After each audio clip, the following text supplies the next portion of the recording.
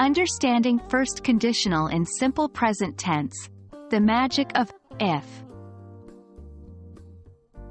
Hello, language learners. Welcome to another exciting lesson on English grammar. Today we're going to explore a very useful topic, the first conditional. This will be a fun, engaging, and practical dive into how we use the simple present tense in conditional sentences. So, let's get started. First, let's discuss what a conditional sentence is. A conditional sentence is simply a sentence that describes a condition and the result of that condition. It usually contains two parts: the if clause, the condition, and the main clause, the result. Example: if it rains, if clause, I will stay at home, main clause. Moving on to our main topic, the first conditional.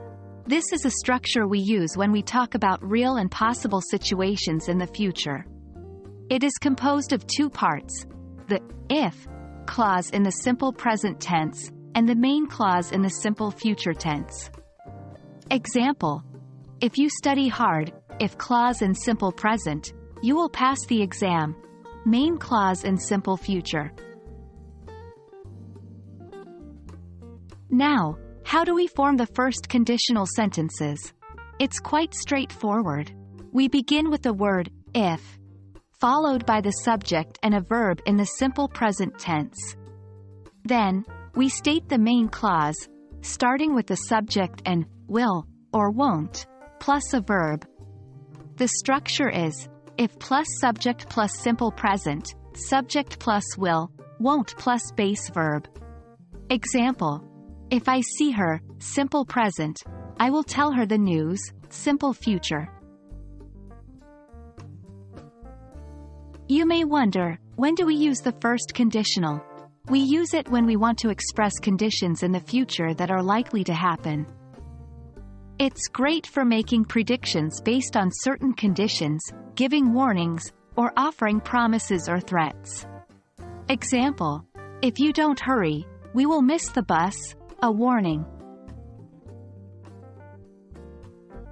And that's a wrap on the first conditional. Remember, practice is key in mastering these concepts, so take the time to construct your own first conditional sentences. If you practice regularly, you will master the first conditional in no time. We hope this lesson has been helpful to you. Happy learning, and we'll see you in our next video.